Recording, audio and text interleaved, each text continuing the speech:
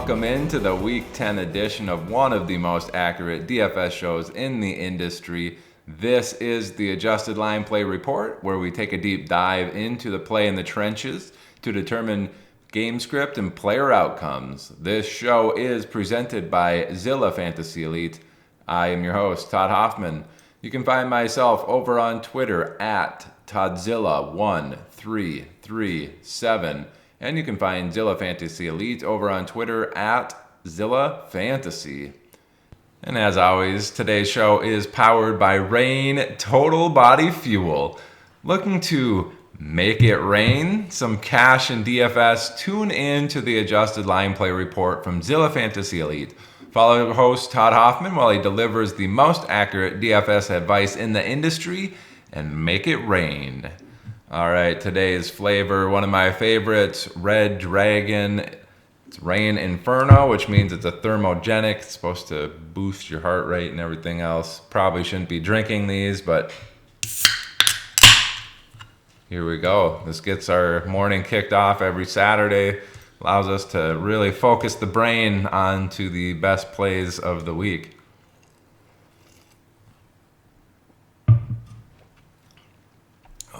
That is good stuff. We're going to try to struggle through a show.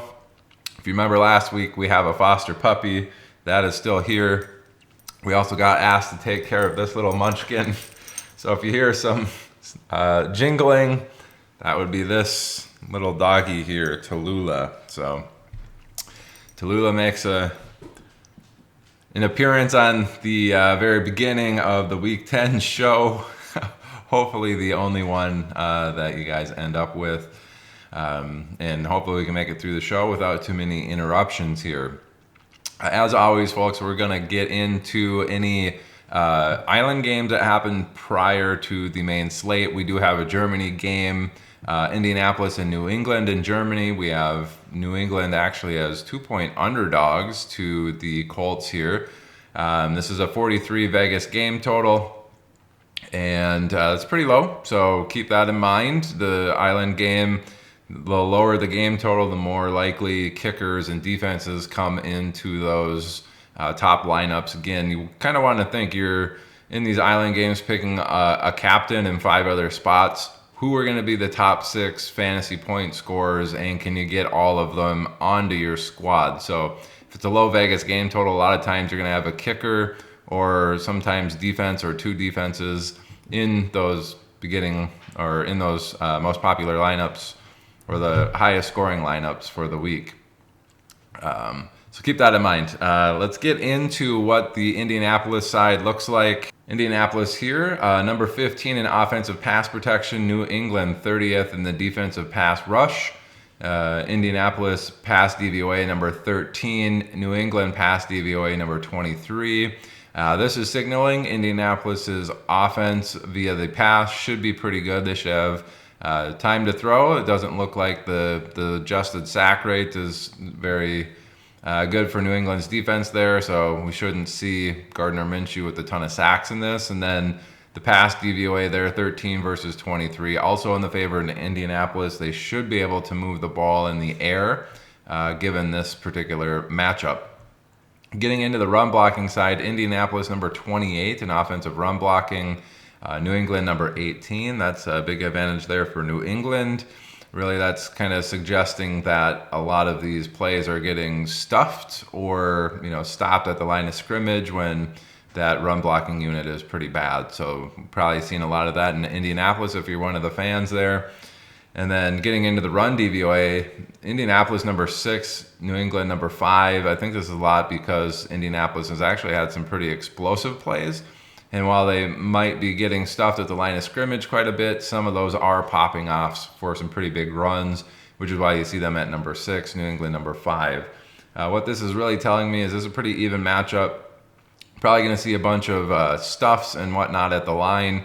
Not super effective there, but then the explosiveness that Indianapolis has perhaps seen in some of their games in the run attack, probably not going to come to fruition against this New England defense. So in an island game, I'm looking at attacking this particular passing offense. Getting into the pace of play, we actually see Indianapolis one of the best in terms of pace of play. New England even better. They're tops in pace of play, overall neutral situation, and when the game is within 6 points. They're top 6 when they're leading by 7, and 13th when they're trailing by 7. So these teams should play pretty fast, get a lot of plays off, which is also going to be good for this Indianapolis pass attack. So you can probably, avoid, if you're going to set a bunch of lineups, you can probably avoid the Indianapolis run game extensively here. It's projected to be close. I'd be looking at Indianapolis in the pass attack for this island game. So getting Gardner Minshew in there. And we've really seen his favorites throughout the year really be Pittman, and the rookie there has been really good, Josh Downs. So I would be looking at Josh Downs and Pittman and Gardner Minshew in this. Getting into the New England side, they're going to be pretty similar. Offensive pass protection number 2, Indianapolis number 22. This is suggestive that you're not going to get a lot of sacks in this. As I was saying earlier, low game total. Look into the defenses. Doesn't look like the defenses are going to be generating a lot of sacks, so keep that in mind. So New England pass game should be okay here in terms of not taking sacks, but the pass DVOA number 24 for New England and number 12 for Indianapolis. This is suggestive that Indianapolis is probably going to be pretty decent against their pass attack this week. So you can probably forget about some of the New England pass catchers there. Not super interested in Mac Jones either in this particular matchup based off of this. Getting into the run blocking, we have New England at number 20, Indianapolis number 12 at stopping the run. That's in the favor in Indianapolis. And then the run DVOA, we have Indianapolis number 23, New England 17. If New England's going to be moving the ball, it's probably going to be via the ground. So you're looking at Ezekiel Elliott and Ramondre Stevenson. Stevenson does get a lot of the majority of the work, but we have seen Elliott get pretty decent or pretty extensive run as well, especially at the goal line. And if these plays are going to be coming hot and heavy and quick, projected to be a close one here with a 2-point Vegas total, but based off of what I'm seeing here, I think Indianapolis's offense is going to perform a lot better than New England's offense in this particular matchup. So really I'm going to be attacking that Indianapolis pass game. Since the run game's kind of even up there and the pass game is so good, I wouldn't hate a field goal kicker here for Indianapolis. I think they're going to be able to move the ball and be a little bit more likely to get into the field goal range than perhaps New England would be in this particular matchup. New England kicker also in play. If you want to get somebody from the New England side that's not Ramondre Stevenson or Zeke. Again, I don't think there's going to be a lot of points scored from New England. Indianapolis looks like they could score some points on offense via that air attack. So keep that in mind. It's probably going to be like 4 players from Indianapolis, 2 from New England, or 5 from Indy, 1 from New England type of matchup this week. All right, so that's going to do it for the Island game. Let's get into the main slate here. Diving into that number 1 game on the slate, we have Detroit heading into Los Angeles to face the Chargers. Detroit actually going in as 3-point road favorites. It's a 45.5 Vegas game total as of Saturday morning. Again, best one on the slate. That puts Detroit at 25.75 team implied total. Chargers at 22.75 team implied total, giving Detroit the 3rd best rank on this particular main slate in terms of team total, and the Chargers at number 6. Getting into the Detroit side, we have Detroit's offensive pass protection at number 6, Chargers defensive pass rush at number 4. That's pretty even, suggesting that, hey, it's just going to be a standard day at the office in terms of taking sacks, and maybe that Detroit is going to be a bit more under pressure than they're perhaps used to. However, getting into the pass DVOA, Detroit number 6, so one of the best teams in the league. The Chargers at number 21, so approaching one of the worst teams in the league, bottom 10, 12 teams there. And because of this, I think Detroit's going to be able to move the ball in the air. They just might need to get the ball out a little bit quicker based off of this offensive pass protection category being pretty even up. They're probably not going to have as much time as they perhaps are used to. That's going to be good for those underneath routes. That's going to be good for Amon-Ra St. Brown.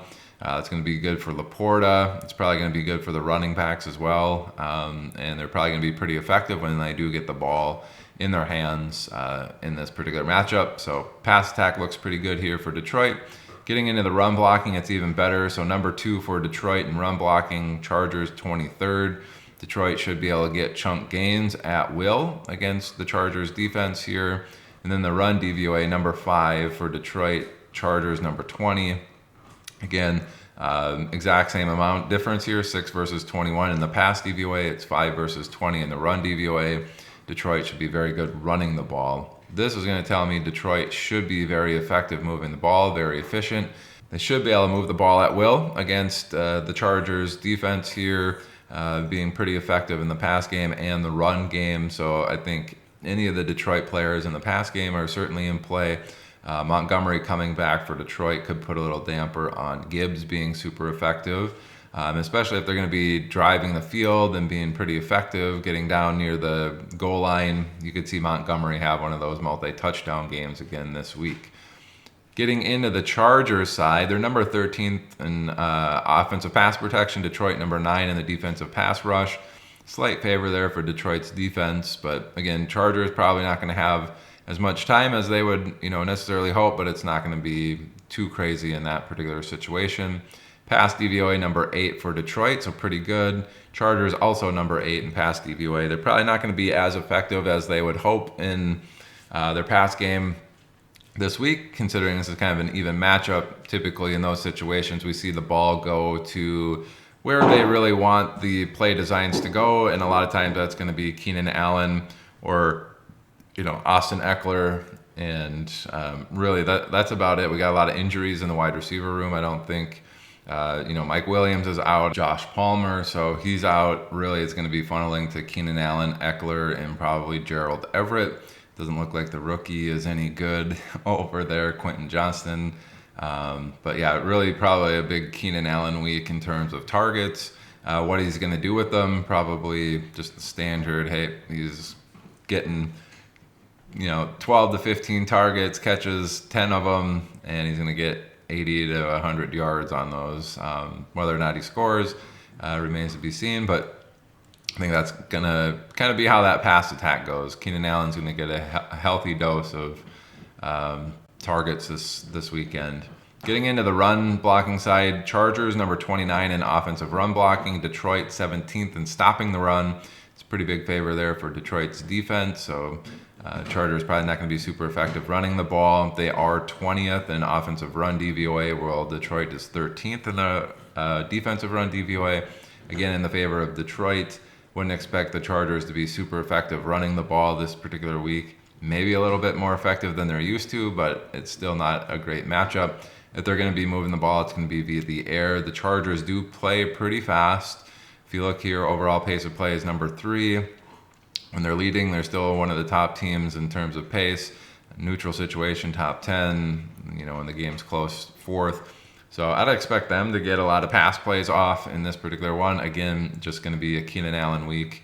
Wouldn't be shocked to see him with 12 to 15 targets in this matchup, especially because I think Detroit's going to be able to push the ball down, score some points.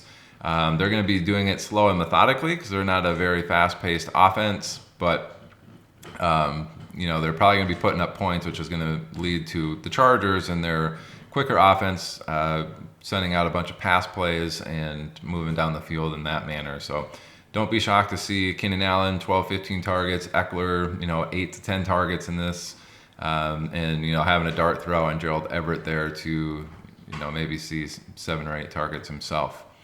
All right, let's get into the number 2 game on the slate. And the number 2 game on the slate here is Houston heading into Cincinnati. We have Cincinnati at 6.5-point home favorites. It's a 47 Vegas game total, again, second best on the slate. This gives Cincinnati a 26.75 team implied total, which is second best on the slate. Houston, as those 6.5-point underdogs on the road, 20.25 team implied total, 13th best team implied total on the slate. So a lot of this second rank is coming from Cincinnati, expecting to score a lot of points. Getting into the Houston side, their offensive pass protection, number 10 overall. And Cincinnati's defensive pass rush, number 10 overall as well. And then getting into the defensive pass DVOA, Houston number 3, Cincinnati number 10. So these are pretty even matchups. I wouldn't expect, a ton of sacks. It's just going to be a standard day at the office in terms of Cincinnati's defense getting sacks. Nothing to write home about there. Houston number 3 in offensive pass DVOA, Cincinnati 10th.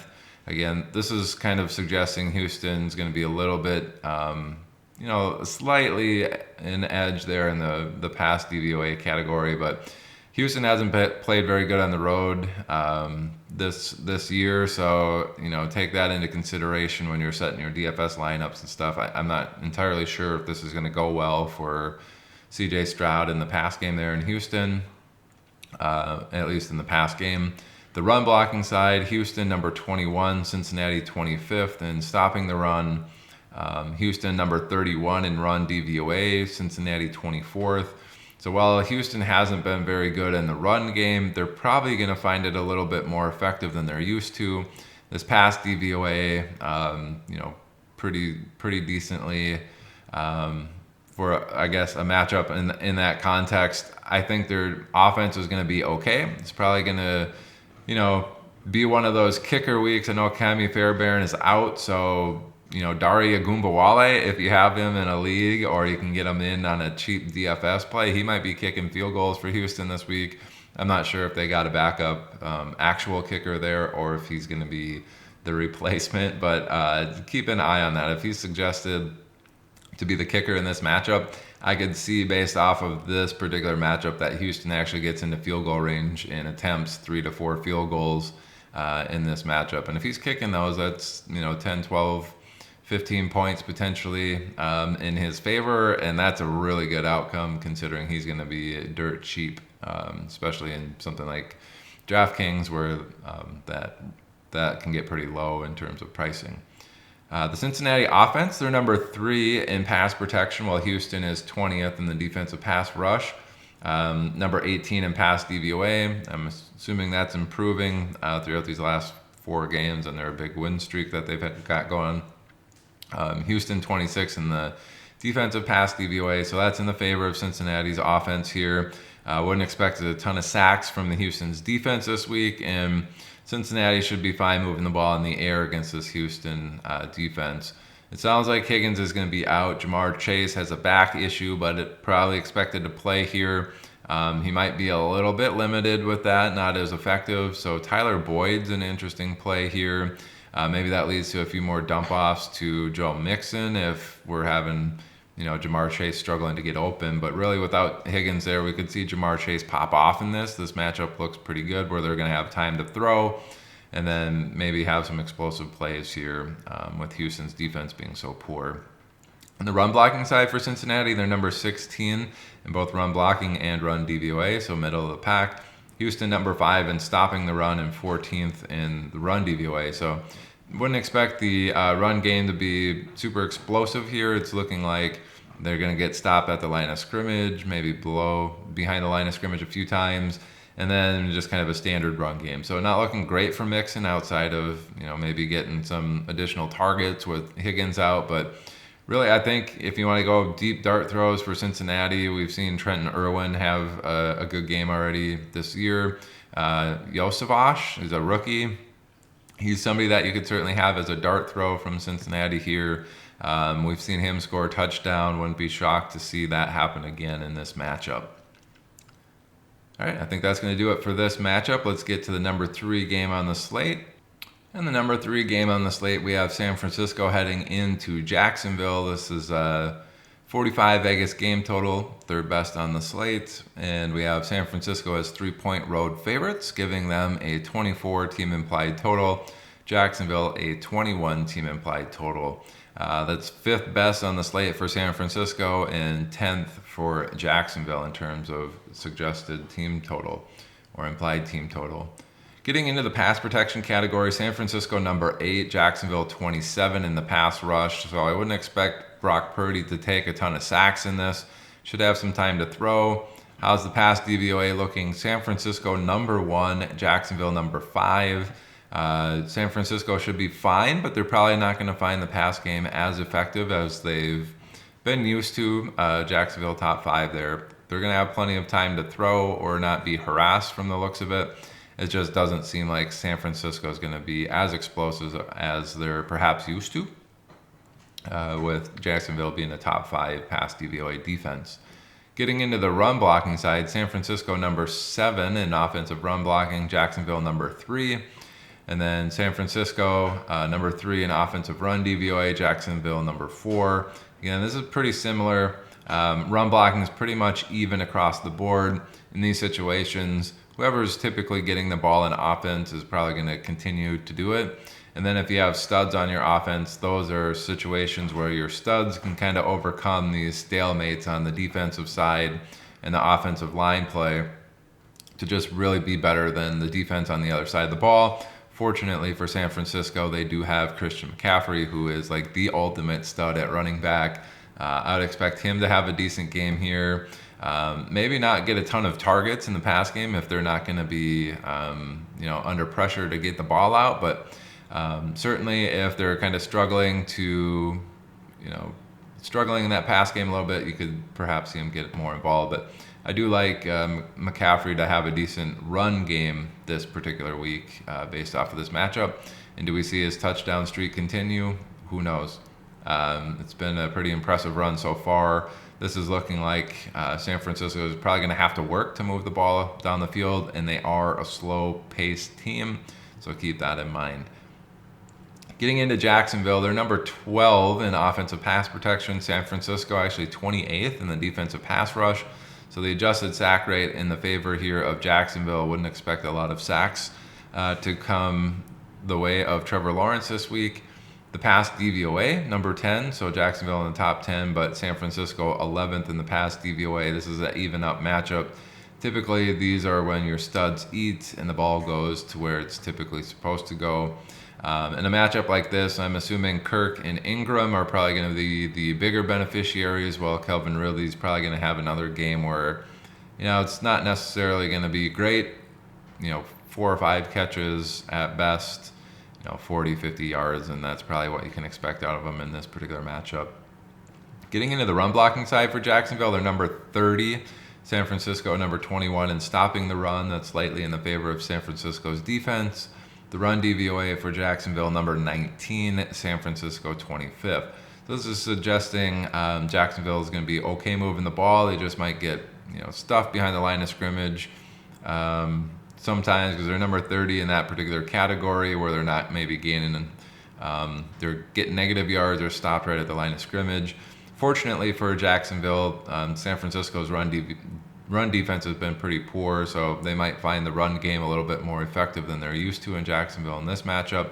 And again, pass game is going to be a struggle. So I think this is going to be a very close, hard-fought battle. I think San Francisco is going to grind out some of their drives. I think Jacksonville is going to be able to grind out some of their drives. Should be an interesting game. Vegas game total 45. That's probably right around where they hit in this particular matchup. Nothing really else to say about this particular matchup. We can move on to the number 4 game on the slate. The fourth best matchup on the main slate. It's an interesting one here. Late game, Washington heading into Seattle. 44.5 Vegas game total here. Seattle 6-point home favorites, giving Seattle a team implied total of 25.25. Washington 19.25 team implied total. Getting into that Washington side, they're number 31 in offensive pass protection. Seattle 18 in the defensive pass rush. This is in the favor of Seattle's defense. Washington does take a lot of sacks. This is a situation where perhaps Seattle's defense can generate some sacks this week. The pass DVOA for Washington, number 25, Seattle, number 19. Not particularly great here for Seattle, but still better than Washington's pass DVOA. Really, what this is suggesting is Washington's kind of been struggling in that pass department despite some big games. They haven't been necessarily producing how you would expect. They've just been getting there kind of on volume more so than anything else. Considering Seattle's defense isn't particularly great against the pass, you could see Washington kind of thrive in that pass department this week, despite this matchup being what it is on paper anyway. Getting into the run blocking side, Washington number 9 in both run blocking and run DVOA. Seattle number 8 in stopping the run. So that's kind of, you can think behind the line of scrimmage, at the line of scrimmage, if it's really good for the defense. If it's really bad, they're probably giving up a lot of chunk plays. Run DVOA here, big time in the favor of Washington, though, number 9 versus Seattle's number 18 in the run DVOA. This is kind of a mid matchup, I guess, for Washington. You could see Brian Robinson have an okay week here. It does seem like he doesn't get a lot of playing time if they're behind, and it looks like Seattle's offense should be humming in this particular matchup, which tells me that Washington's probably going to be behind, and you're not going to want to play Brian Robinson, and you're going to be wanting to kind of more gear your attack for the Washington pass game, including Antonio Gibson. Getting into Seattle's offensive pass protection, they are number 9, Washington 23rd in defensive pass rush. They just got rid of 2 really good pass rushers, so this is probably even worse than what it's showing on paper, and it's even worse in the pass DVOA. Seattle's still number 9 in pass DVOA, Washington 29th, and probably getting worse. This is telling me that Seattle should really, really, really do well in the pass game, be very efficient, have plenty of time to throw the ball. It's going to be probably good for DK Metcalf this week. Tyler Lockett should be good. JSN is probably the one that I would be looking to fade a little bit. I think with the additional time and stuff, he's just not going to be the one that's going to be focused or, one of the first progressions in this particular week. Getting into the run blocking side for Seattle, they're number 10, Washington 20th. Run DVOA for Seattle, though, 18, Washington number 11. So while Seattle might get some decent chunk gains for most of their runs, it's looking like the explosive plays or the little bit longer plays, getting into the end zone, things like that, not going to be as easy again. So this is the 4th best total on the slate. Seattle pass game looks like the best bet in this particular matchup. Washington pass game looks like the best bet in this particular matchup as well. Seattle kind of fast sometimes. They're certainly one of the faster teams when they're leading, which is good, especially for this pass game. They're also very quick when they're trailing by 7+. I expect them to be leading in this, but Washington, I think they're kind of middle of the pack in terms of pace, maybe a little bit below average, but I think they're going to be passing a lot in this, or at least need to try to keep pace with Seattle in this one. So both pass attacks in here, certainly viable for DFS purposes and even your start-sit decisions this week. All right, let's get into the 5th best game on the slate. That is Atlanta and Arizona here. This is a close one. It's a 43.5 Vegas game total. Again, 5th best on the slate. Atlanta going into Arizona as 1.5-point road favorites, giving Atlanta a 22.5 team implied total and Arizona a 21-point team implied total. 7th best team implied total for Atlanta, tied for 10th there for Arizona. Offensive pass protection for Atlanta, number 26. Fortunately for them, Arizona is not very good at number 21. So while their offensive pass protection isn't great, they can probably expect to have a little bit more time than they're used to in this particular matchup, which is going to be good for their pass game, right? Pass DVOA gets interesting. Atlanta 23, so slight improvement there. But Arizona 31st, second to the worst team in pass DVOA. This is suggesting that Atlanta should be pretty effective moving the ball in the air. They're certainly looking like they should be, able to have some effectiveness and some efficiency for once in the pass game based off of this info. What really gets interesting is the run game. Number 18 for Atlanta, 30th for Arizona, 15th for run DVOA for Atlanta, 30th in run DVOA for Arizona. This is a huge favor for Atlanta's run game. I'd expect this to be very, very effective this week. Bijan has typically been getting a lot of the early down work. It just happens to be like Tyler Algier getting in there and kind of stealing some of the goal line work, and it's really frustrating to watch. But in this particular matchup, it does look like Atlanta is going to be an offense that's going to be moving the ball well. They do play fairly quick, except when they have a lead. In this, I'm expecting their offense to be pretty good.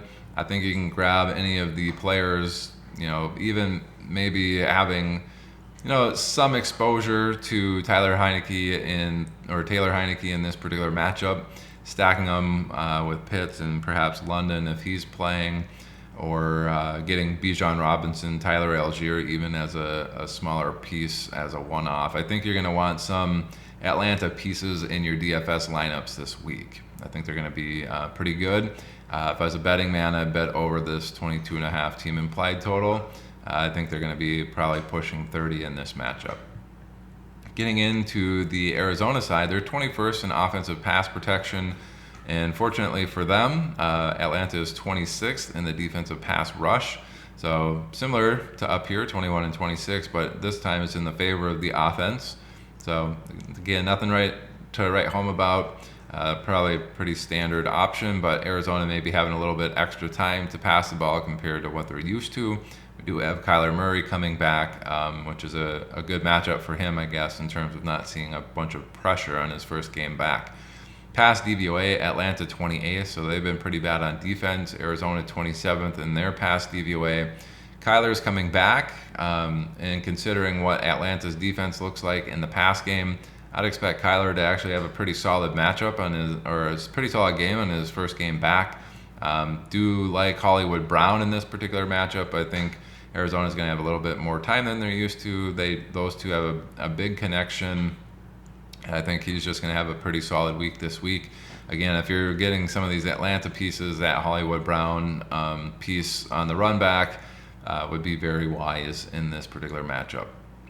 Getting into the run blocking side, Arizona number 26, Atlanta pretty good there at number 11 in stopping the run. Pretty big favor of Atlanta's defense. The run DVOA, Atlanta top 10 at number 9, Arizona 13th. Again, a slight favor of Atlanta. I don't expect Arizona's run game to be particularly great in this, which probably bodes well for Kyler Murray as well in terms of throwing the ball a little bit more, moving the ball via the air versus the ground attack here. So all the more power to Hollywood Brown in this, especially if they're struggling running the ball. Atlanta is going to be scoring points. It's going to be pushing Arizona to have to throw the ball. Arizona is pretty fast when they're trailing by 7+, which they very well could be if Atlanta's putting up points. So really, I do like Hollywood Brown a lot in this. I think Atlanta is going to be able to move the ball, and Arizona's going to have to pass it. And I think Kyler, with all the time off, he's just going to be focusing on Hollywood Brown. They have that connection from college, but he should be a pretty good play this week in DFS. Might even be one of my slate breaker options. I don't know how popular he's going to be this week, but I really, really like him. All right, let's get into the sixth best game on the slate. I believe that is New Orleans heading into Minnesota.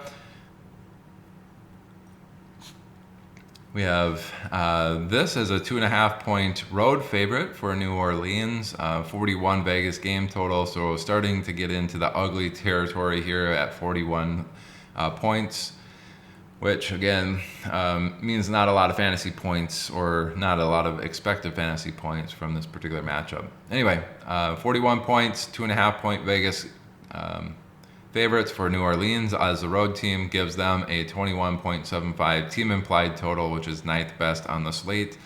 Minnesota 19.25 team implied total, 15th best on the slate. Sounds like Dobbs is going to be back from Minnesota, so keep that in mind when we get there. New Orleans offensive pass protection, they are number 19, Minnesota 13th in the defensive pass rush. Indicative, pretty standard sack rate here. Wouldn't expect anything crazy in this matchup. New Orleans, number 20 in the defensive pass DVOA. Minnesota, 13th in pass DVOA. Again, slightly in the favor of Minnesota's defense here. Typically in situations like this, you're going to see them struggle a little bit. The people that actually come out of the woodwork, either like the wide receiver 1, if they're a stud, or a pretty decent wide receiver 2, if that wide receiver 1's not really capable of getting open that much. So it might be a good week for Michael Thomas in this particular matchup. I wouldn't be shocked to see him have a good game, or have Kamara see quite a few targets in this just to get the ball going on the pass game. The run blocking for New Orleans is pretty even here. Number 12 in run blocking for New Orleans, Minnesota 13th. then run DVOA for New Orleans 14, Minnesota top 10 at number 10. So Minnesota's defense just across the board above average defense. This is looking like a studs eat scenario for New Orleans. If you want to say Kamara's a stud, I think he is in the pass game for sure. I just don't know at this point in his career if he's a stud in the run game anymore. So if Kamara is going to get it done, it's going to be probably in the air, but he should be okay in the pass game here. This is really telling me New Orleans is going to have to work for their offense and moving the ball down the field to score points. They are a pretty quick pace of play team, so keep that in mind as they go through.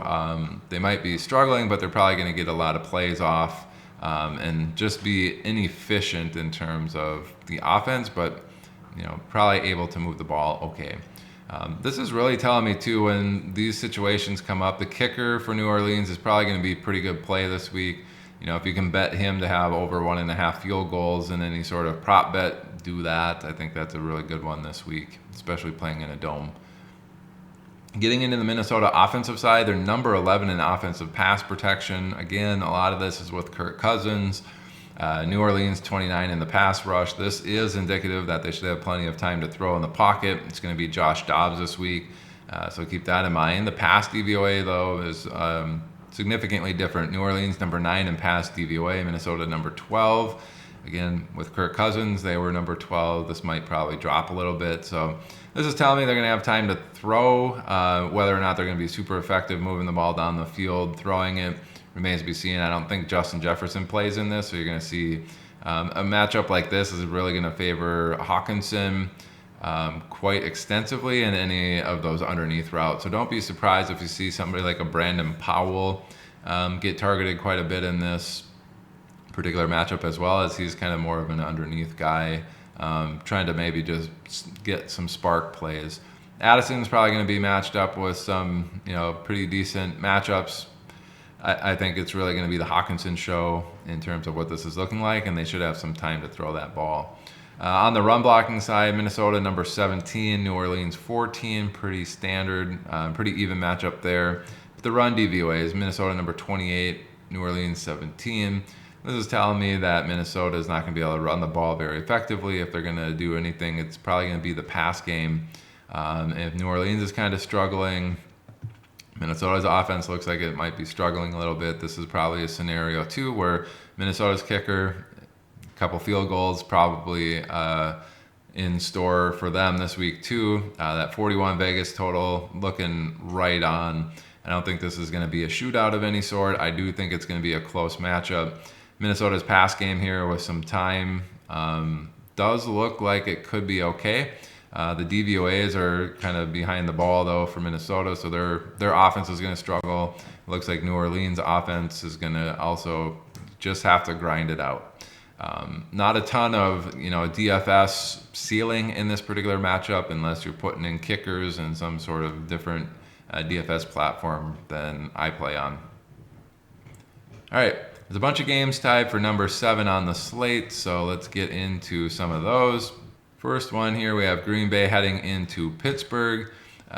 This is a 39 Vegas game total. We have several games tied for this at 39.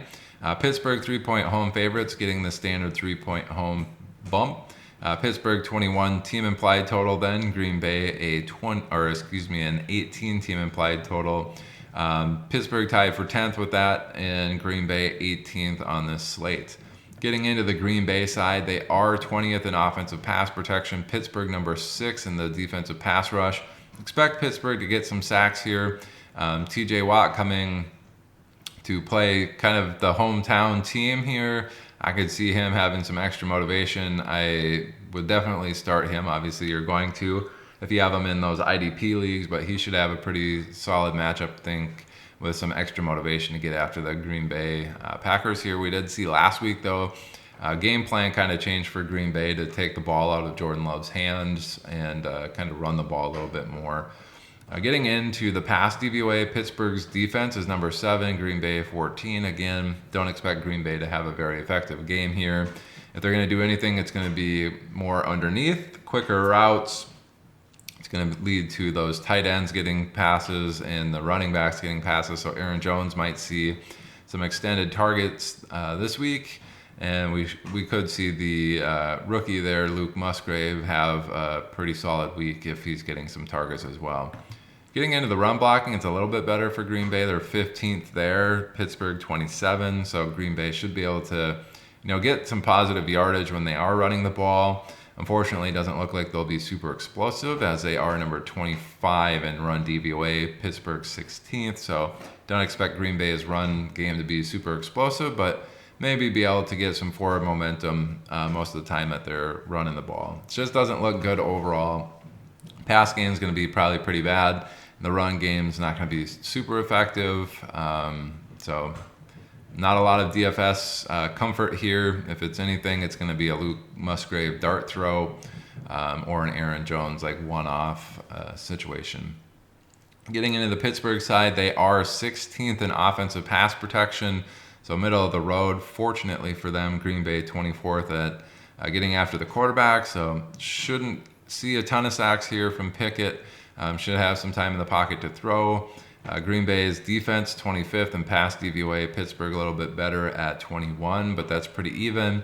Kind of a studs eat scenario here. They should have some time to throw, but a studs eat in terms of moving the ball. Seems like Deontay Johnson is that for Kenny Pickett in terms of the last few weeks when he's been back. But that could certainly change if they got a little bit more time. Looks like they kind of in a situation where George Pickens could find himself, just outmanning everybody, just taking those plays and being pretty good with them, with Green Bay's defense being kind of poor. Getting into the run blocking side, Pittsburgh number 19, Green Bay number 15, and stopping the run, slight favor of Green Bay's defense. Similar in the DVOA category, Pittsburgh 22 in run DVOA, Green Bay's defense at number 19. So I wouldn't expect Najee Harris to have a very good game here, especially if they're going to have time to throw. I don't think Najee is going to get a ton of work in the pass game, and he's probably not going to be super effective in the run game here either. Just kind of a standard matchup, so not a huge benefit to him unless he's probably getting some of those 32 ranked defensive matchups. I don't expect him to have a high ceiling per se. We've seen him get into the end zone in some of these difficult matchups, but really that's 60% of his points are coming off of that one touchdown a lot of times. Pretty gross game overall. Not one that I'm super interested in attacking for DFS. It is a low Vegas game total already. So getting into another seventh ranked game total here at 39 is Tennessee heading into Tampa Bay. Tampa Bay actually 1 point home favorites, giving them a team implied total of 20. Tennessee a team implied total of 19. 14th best on the slate for Tampa Bay's team implied total, 17th on the slate for Tennessee, so both pretty bad. Offensive pass protection for Tennessee, number 30, Tampa Bay 19. Could see some sacks here for Tennessee. Getting into the pass DVOA, we have number 22 for Tennessee, Tampa Bay 16 in the pass DVOA. This is suggestive that Tennessee's pass game not going to be super great at moving the ball, but they're going to have to work for it. A lot of these numbers are coming from Tannehill, and recently we've seen a little bit better play out of the quarterback position with Will Levis there, so that could play into effect here. Maybe these numbers are improving. I don't really recall what the pass DVOA was a couple of weeks ago before Levis took over for Tennessee, but I'm assuming it was probably worse than 22. The run blocking, though, for Tennessee looks really good. This could be one of those Derrick Henry weeks. Number 5 in offensive run blocking, Tampa Bay 16. Pretty big favor there. Should be getting chunk yardage with most of the plays that Tennessee runs. Having a pass game these days probably going to help that even more. Tennessee's run DVOA number 7, Tampa Bay number 12. That's not as big of a favor for Tennessee's offense, but it is still a favor. I think this is one of those not necessarily get-right situations for Derrick Henry, but I could easily see him hitting in between 85 to 100 yards and scoring a touchdown in this, with the offense moving the ball just enough for him to be effective in this particular matchup. Getting into the Tampa Bay side, they are number 7 in offensive pass protection. Tennessee 12th in the defensive pass rush. Pretty even there. Wouldn't expect a ton of sacks in this particular matchup. The pass DVOA for Tampa Bay, number 16, Tennessee 24th in the pass DVOA. So with this info, not expecting a ton of sacks here, and I would expect Tampa Bay to be able to move the ball fairly effectively going down the field. It's not going to be huge chunk gains or anything like that, but they should be effective moving the ball against this Tennessee defense. It's going to be good for Evans. He did apparently have a sheesh moment. If you listen to Ian Hartitz and the sheesh report, it sounded like a 55-yard touchdown pass. Should have been there last week, but just did not come to fruition. So if you want to go back to the well on Evans this week, I certainly think that's in play. Godwin should be okay as well. Getting into the run blocking side, we've seen Tampa Bay struggle in this department, 32nd in run blocking. They're getting hit behind the line of scrimmage or at the line of scrimmage so often. They're 30th in run DVOA. Tennessee 22nd in stopping the run. That's still in the favor of them, despite them being bad. And then their run DVOA is number 8 overall. That's a huge favor. Wouldn't expect a very good game out of Rachaad White in the run game. He certainly is very capable in the pass game and has been really effective the last few weeks in that department. Just don't expect him to be super good in the run game here. Number 8 versus number 30 is highly indicative that he's not going to be very effective. And this is also, telling us, hey, he might be a little better than you're used to with them being at number 22, but I really don't think that's going to be good. I did get burned on the Rachaad White over-under last week. He somehow came out of nowhere with 80-some rushing yards in that matchup. But, keep in mind, too, Tennessee plays slow. So if they're going to do that, Derrick Henry's, kind of running the ball out. Wouldn't expect Tampa Bay to have a ton of time to score a lot of points. Keep that in mind, too, setting those DFS lineups. These are ugly game totals at 39. And we have one more game here at number 7, I believe, which is New York Giants going into Dallas. Very interesting one here. Dallas 17-point home favorites. So this is a 39 Vegas game total. 28 of those 39 points are coming from Dallas. So even though this is a really low Vegas game total, Dallas is actually the number 1 team on the slate. There are 10 games. New York Giants at number 20, worst on the slate at 11 team implied total. I have never seen anything that low since I've been doing this report for the last 3 or 4 years. I couldn't tell you if this is probably a historical low in terms of like the last decade or so in team implied total. That is extremely low. Anything like approaching 16 or 15 is really bad. I've seen a few 14s, 14 and a half, maybe a 13 and a half from the Jets. This is, significantly lower than that, 15% lower than some of those worst ones that I've seen. So pretty incredible that the Giants have an 11 team implied total. It sounds like that's not even probably going to get reached if we look at some of this info. So the Giants offense just straight across the board, really bad. 32-32 in the pass categories, 31-32 in the run categories. Don't expect that to be any good for them this week. Getting into the pass rush for Dallas's defense, they're number 15. So big favor there. They should be generating plenty of sacks based off of this info. We have Tommy DeVito in there. That's going to be bad for him going against this defense. The DVOA is even worse, number 6 for Dallas's DVOA. Giants 32nd. I don't know what the over-under is for Tommy DeVito. If it's anything, 140 or more, you're smashing that under. I don't think he reaches 140 in this particular matchup. Getting into the run blocking side, again, 31st and 32nd for the Giants offense. Dallas number 6 and number 6 at stopping the run.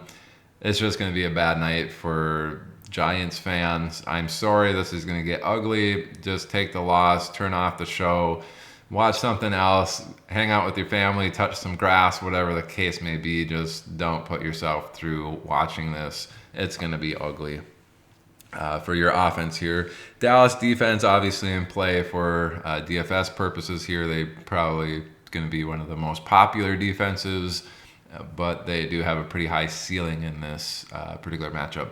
And we've already seen him score multi-touchdowns multi-touchdown games in this season. So Dallas, popular and rightfully so this week.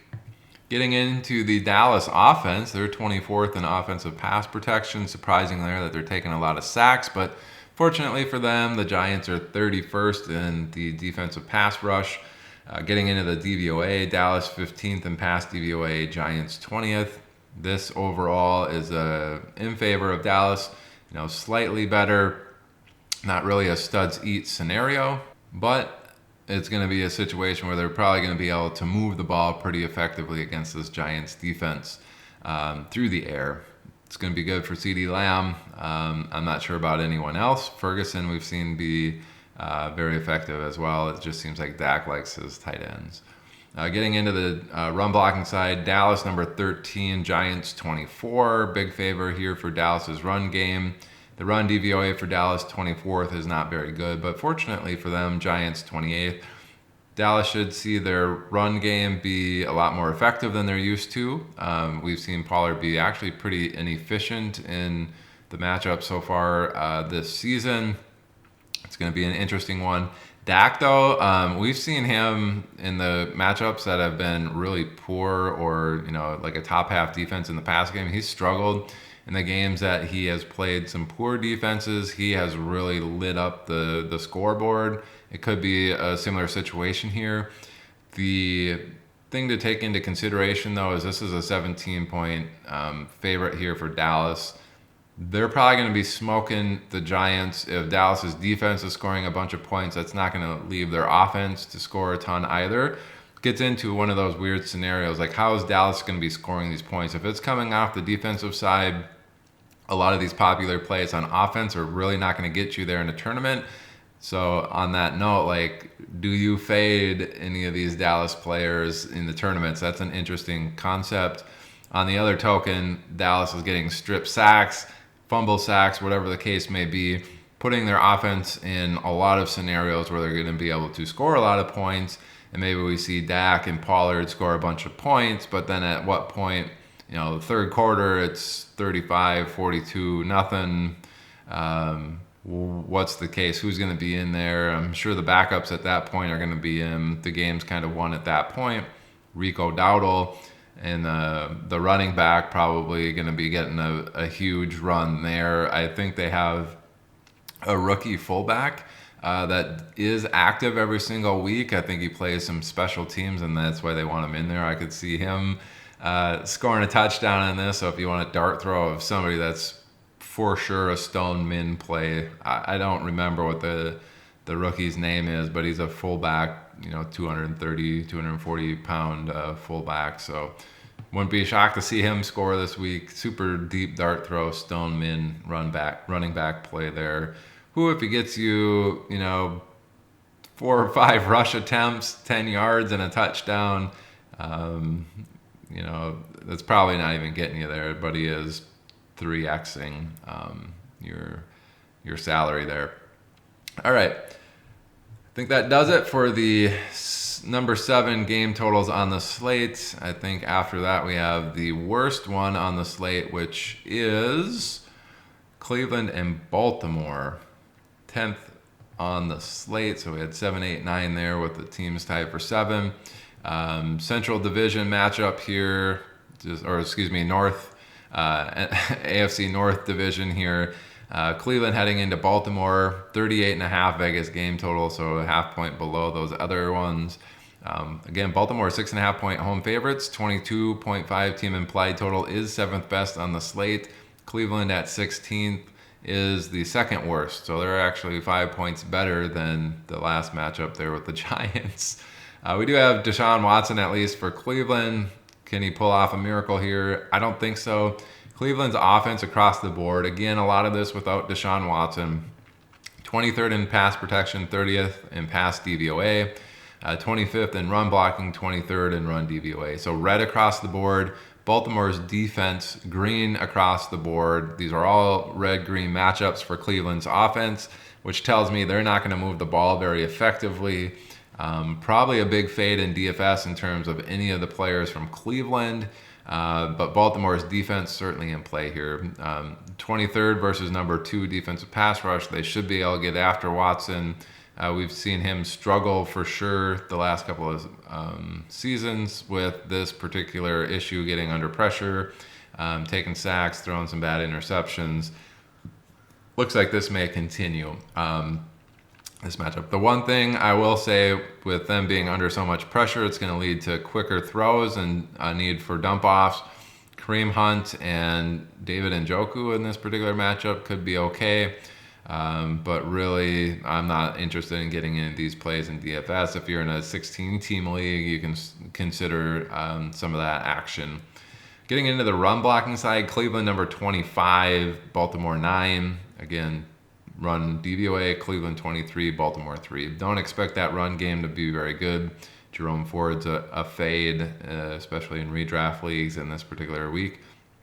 Go find somebody like the backup from Dallas to play instead of Jerome Ford in this particular matchup. If you can put that out there in a bet that, hey, I think Rico Dowdle is going to outscore Jerome Ford in fantasy points this week, go make that bet.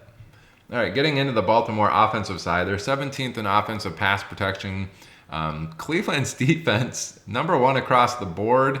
If you thought Baltimore's defensive situation was really good this week, and it is, Cleveland's got the best defense across the board. Number 1 in pass rush, number 1 in pass DVOA, number 1 in run stopping, number 1 in run DVOA. The best matchup for Baltimore is in the run game, number 6 versus number 1. Baltimore's pass game, though, 17th in pass protection, 11th in pass DVOA.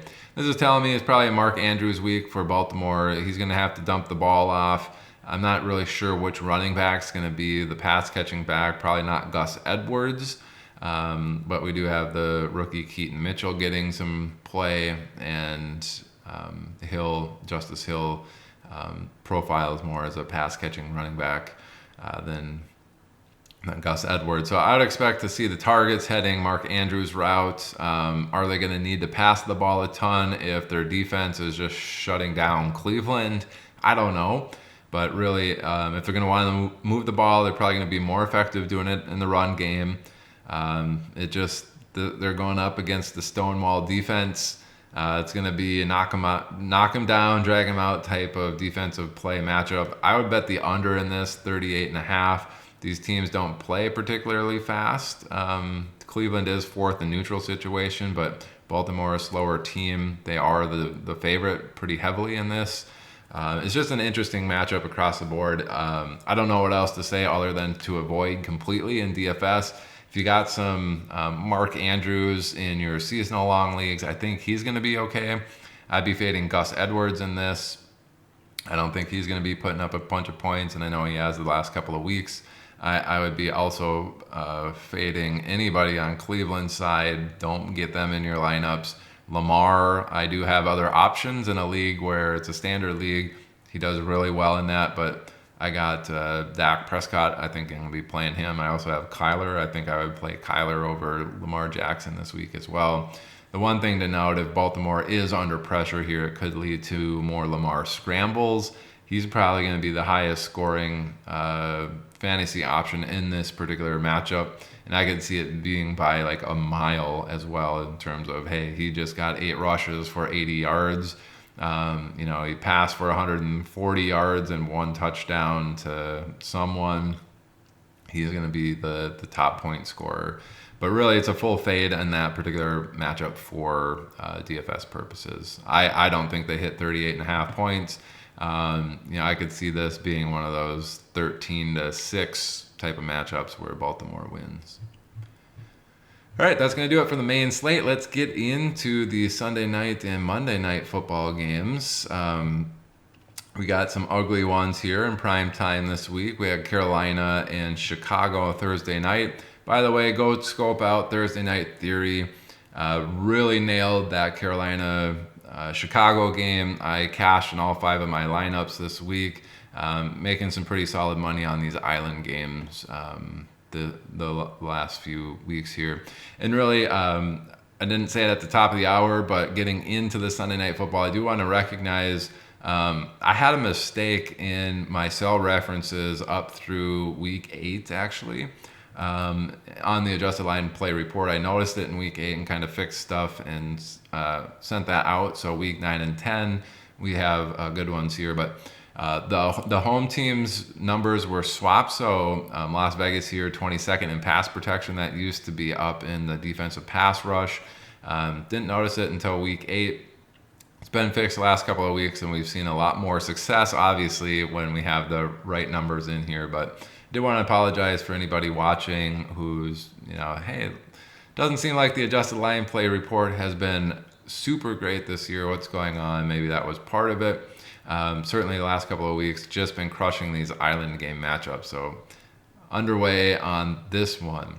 Jets going into Vegas. Vegas 1 point home underdogs. The Jets actually favored here against Vegas, which is kind of shocking. But this is a 36.5 Vegas game total.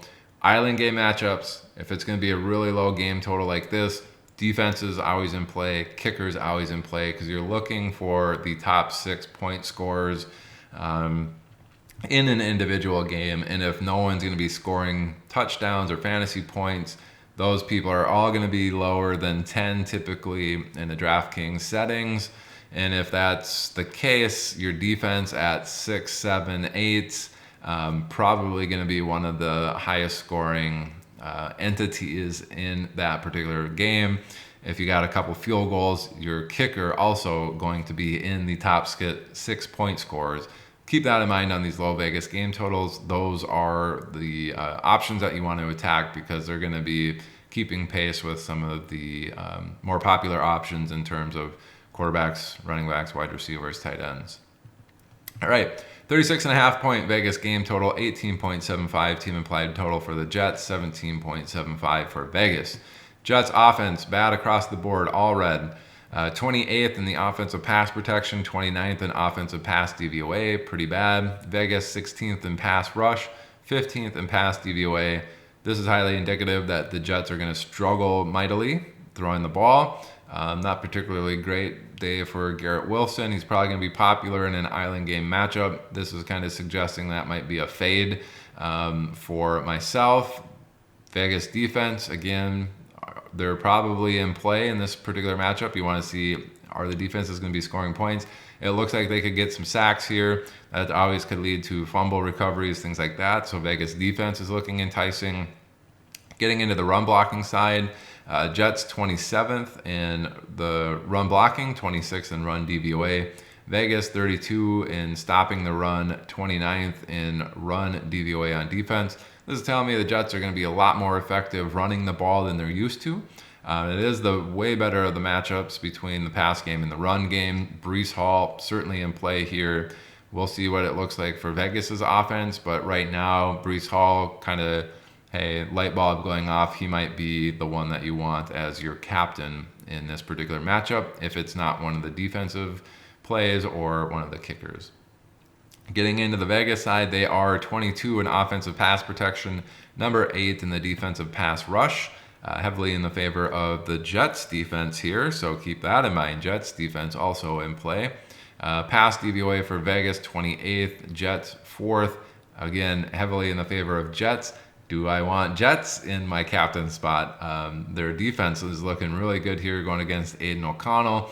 We've seen him have a meltdown already in terms of being really bad, taking a bunch of sacks, just dumping the ball off short. So keep that in mind. Jets defense could be really good here based off of this matchup. Getting into the run blocking side, Vegas 24th, Jets 4th in stopping the run. They should be hitting Josh Jacobs behind the line of scrimmage frequently. At the line of scrimmage, wouldn't expect to see a high percentage of their runs going for like 4 or 5 yards. I think a lot of them are going to be going for 3 or under in this particular matchup. The DVOA is 21 for the Jets defense, 27th for the Vegas offense, in the favor again of the Jets defense here, but not a significant matchup. So on Vegas's end, it's looking like, hey, if I want a piece, it might be their defense. I'm looking at Josh Jacobs. He's probably going to be very expensive, but He's actually probably the next best, positional player matchup in this particular issue. I don't think Vegas is going to be moving the ball via the air. The run game looks very bad. I don't think Vegas is going to be scoring a ton of fantasy points. I think their defense is probably going to be a top 2 scorer on offense or in fantasy points for this particular matchup. On the Jets side, I see their defense being very good. Their run game looks like it's going to be a little bit more effective. So I'm probably going to be attacking this game in terms of Breece Hall, the Jets defense, the Jets kicker, getting Vegas's defense as like the run back. I think that's how this game's going to go. You're going to want both defenses, and you're going to want Breece Hall in there. Those are 3 of your 6 matchups. And then from there, do what you will. I think the Jets kicker is going to have a couple opportunities to score points here. I don't see a ton of touchdowns being scored, especially from Vegas. If it's not coming from their defense on a strip sack or something, I don't know where it's going to be coming from. So very interesting. If they're under attack here, they're probably going to be dumping the ball off a little bit quicker. We've seen, again, Josh Jacobs have a ton of targets in one of these Aiden O'Connell games where he just dumps it off. That's why I kind of mentioned him as a potential run back. But it looks like a lot of the cheap options are going to be the ones that you want in this matchup. Just because that Vegas game total is so low, not a ton of points expected to be scored. The adjusted line play is also suggesting that the offenses are going to struggle pretty significantly in moving the ball very effectively. So defenses in play, get both of them probably in your lineups. Getting into the Monday night football game, hopefully this one's a little bit juicier. 46.5 Vegas game total. It's actually 10 points better than the Sunday night football game. Denver going into Buffalo. Buffalo 7-point home favorites. That 46.5 Vegas game total gives Buffalo a 26.75 team implied total, which is very good. Denver at 19.75. Getting into the Denver side, they're 29th in offensive pass protection, so taking a lot of sacks. Buffalo number 7 in defensive pass rush, generating a lot of sacks. I would expect that to continue. So Buffalo defense already looking like they could potentially be in play here. Pass DVOA for Denver 17, Buffalo 18. Pretty neutral situation here. It's kind of one of those studs eat. I don't necessarily think Denver has any studs on the pass game at this moment. But a lot of times, if they don't have that, the ball's going to go where it typically has throughout the season. It seems like that's been more of a lean for Courtland Sutton than anything else. In this particular matchup, we could see maybe Marvin Mims. I think Denver is coming off of a bye here, so Marvin Mims maybe gets more involved in the offense here. We've seen him be pretty explosive, but if they're not getting a ton of time to throw the ball, I don't know how effective somebody that's a little bit more explosive in those deep plays is going to do. It'd be more Courtland Sutton for me on the pass game here. Run blocking game looking a little bit better for Denver. They're number 8 in offensive run blocking. Buffalo 7th, pretty even there. Offensive run DVOA for Denver, number 12, Buffalo 15. I think there's a Javonte Williams week in terms of Denver's offense. We saw a similar thing right before the bye week to this particular situation. We saw Javonte Williams come out and have a massive workload. I think this is probably another situation where he's going to have a massive workload, especially if they're going to be under duress here and needing to get the ball out quicker. I could see him, with 4 targets, 5 targets in this particular matchup. Getting into the Buffalo side, number 4 in offensive pass protection, Denver 25th in pass rush. And then pass DVOA, Buffalo number 2, Denver 32nd in the defensive pass DVOA. Really indicative that Buffalo's pass game is going to be very good. Have plenty of time to throw. Should be very explosive on their plays. These are situations where we see Gabe Davis thrive. And a lot of times, hey, like if they're going to have this much time, it's really, whoever they really want to throw the ball to is going to be good. And it seems like Gabe Davis kind of stepped into a larger role with the Dawson Knox injury. We've seen him struggle in the matchups where, they're not getting a ton of time to throw. This doesn't seem like one of those. So island game matchup, I think Gabe Davis certainly in play here. Steph Diggs always in play. Tight end has been very good as well. Khalil Shakir. Really, anybody on that offensive pass game that is getting any sort of run is a viable option in this. The run blocking side is just as good. Number 3 in run blocking for Buffalo, 28th, and for Denver in stopping the run. Run DVOA for Buffalo, number 8, Denver 31st in stopping the run. So, very heavily in the favor of Buffalo's offense. We've seen this for like 3 or 4 weeks in a row where they've just had really, really good matchups and their offense should dominate, and they just put up like 20 points. It's been frustrating. I think this is potentially a get-right game for Buffalo's offense. It's at home. I think they're going to be pretty good running the ball. James Cook certainly in play. Again, this is an island game matchup. Who's going to be scoring the points for Buffalo? It's going to be somebody. Josh Allen should be involved in a lot of that. He could be getting the running game going as well. I think he's going to be the one that you're going to want in your captain spot, getting a Gabe Davis or the tight end. Paired with Stephon Diggs is probably going to be what you want to do. And then maybe getting Buffalo's defense in there. And then maybe a cheap option from Denver if you think Mims is going to come out and do something.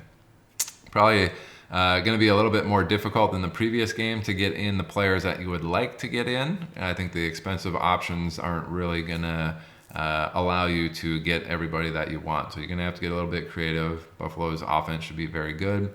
Denver going to struggle a little bit more moving the ball. Could be Denver's kicker, gets in play depending on what that weather looks like in Buffalo. Anyway, that's going to do it for the main slate. The main slate, the Germany game, Monday Night Football, Sunday Night Football, that's everything. Hopefully you can make some good decisions here in your start-sit lineups for your dynasty and redraft leagues. Hopefully get in some prop bets based off of this info. If you're not really sure what these numbers mean or how to analyze them, go look at the Thursday Night Theory videos that I put out the last couple of weeks. Those are very good. You can really listen to the Carolina-Chicago game from this week, how I analyzed it, how I basically got the game script ahead of time for what that game was going to look like, and based off of that, what players that you wanted to get into your lineup. And again, smashed completely in the island game matchups. 100% of my lineups cashed, and a lot of them, were sitting in the 4 to 5x category in terms of how far up that was, not just like a min cash. So very effective there, and you can learn some about how to kind of analyze these numbers. I do post all of these on Twitter, all the matchups, and kind of just a really brief synopsis of what to expect in the matchup, but the highly detailed analysis right in this video. All right. Thanks for watching, everybody. Appreciate all the new subscribers and everybody reaching out. Really appreciate that stuff. So have a good one. Let's go win some money together. Bye.